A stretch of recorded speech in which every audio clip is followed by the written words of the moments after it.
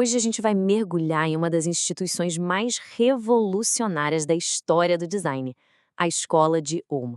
Olha, ela durou só 15 anos, mas o impacto dela foi tão profundo, mas tão profundo, que moldou o jeito que a gente pensa design até hoje. Vamos entender por quê? Para a gente realmente sacar a essência de Ulm, temos que partir de uma pergunta muito poderosa que motivou quem criou a escola. Pensem só. No meio da devastação do pós-guerra, o design não era só sobre deixar as coisas bonitas, sabe? Era visto como uma ferramenta essencial para reconstruir a sociedade e a moral de uma nação inteira. E para a gente entender de onde veio essa ambição toda, essa ideia gigante, precisamos voltar um pouquinho no tempo para um contexto que era, assim, dramático e muito urgente. Tentem imaginar o cenário. Alemanha, 1945. O país não estava só em ruínas físicas, mas também morais. Não era só sobre reconstruir prédios, era sobre reconstruir uma identidade, uma cultura democrática, do zero.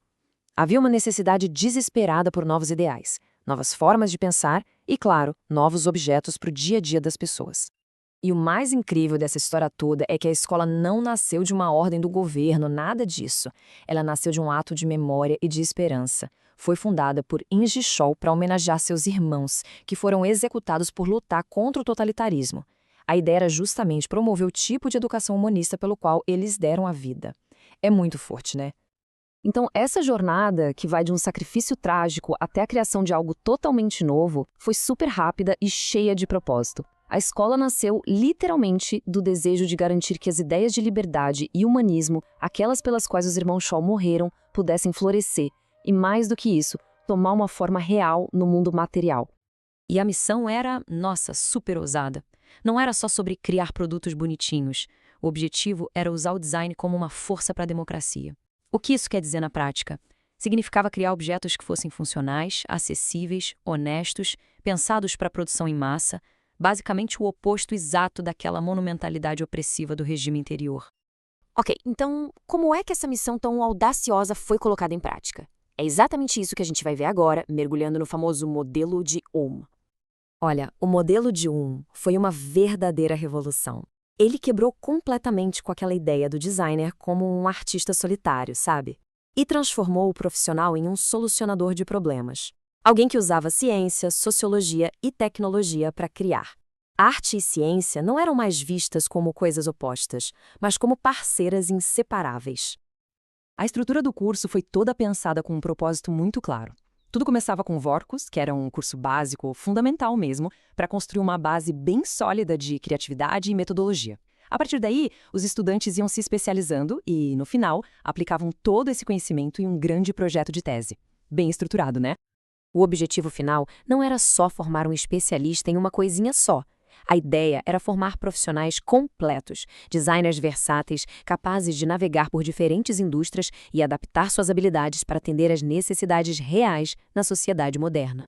Mas, claro, nem tudo era um mar de rosas, um consenso. A escola foi palco de um debate ideológico bem intenso, uma briga de ideias que acabou definindo sua identidade para sempre. E no centro da escola, uma pergunta fundamental gerava um debate acalorado. Afinal, qual é a verdadeira natureza de um designer? É um profissional guiado pela intuição artística ou por uma análise super rigorosa, científica? Essa tensão dividiu os professores e, no fim das contas, moldou o futuro da instituição. Esse conflito tinha dois lados bem claros. De um lado estava Max Bill, o primeiro diretor que defendia a herança da Bauhaus, que viu o designer principalmente como um artista. E do outro, Tomás Maldonado, que argumentava por uma abordagem muito mais sistêmica, mais científica, tratando o designer como um analista. Era uma verdadeira disputa de visões. E no final das contas, a visão de Maldonado prevaleceu. A escola se afastou daquele foco no artista e abraçou de vez a identidade do analista. Isso solidificou uma abordagem baseada em metodologia, em pesquisa, em colaboração interdisciplinar. Essa foi a decisão que realmente cravou o legado de Ulm na história. Mas a influência de Ulm não ficou só na Europa, de jeito nenhum. Agora a gente vai ver como essas ideias atravessaram o Atlântico e encontraram um terreno super fértil aqui no Brasil. Naquela época, nos anos 50, o Brasil estava vivendo um momento de rápida industrialização. Então, existia uma necessidade urgente de profissionais qualificados para projetar os produtos para essa nova realidade. E o modelo que parecia mais adequado, mais moderno, era o europeu, especialmente o que vinha de E o impacto foi direto, super concreto. Várias instituições importantíssimas no Brasil foram criadas ou, no mínimo, profundamente influenciadas pelos princípios de Elas adotaram essa abordagem mais metódica para formar a primeira geração de designers industriais do país. A ESD, no Rio, é talvez o exemplo mais claro dessa conexão. Eles não só adotaram um currículo, eles trouxeram professores formados em como o Karl-Heinz Bermila, que implementaram aqui os mesmos princípios geométricos e a mesma abordagem rigorosa que aprenderam na Alemanha. Foi uma importação direta de conhecimento. Bom, chegamos então ao final dessa jornada. Apesar da vida curta, qual foi, afinal, o verdadeiro legado que a escola de Ulm nos deixou? Em 1968, por conta de pressões políticas e financeiras, a escola de Ulm fechou as portas.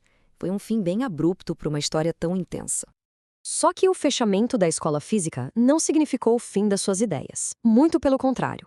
O modelo de se espalhou pelo mundo todo, se tornando uma espécie de projeto base, um padrão para inúmeros cursos de design. Foi o que solidificou a noção do design como uma disciplina intelectual e sistêmica.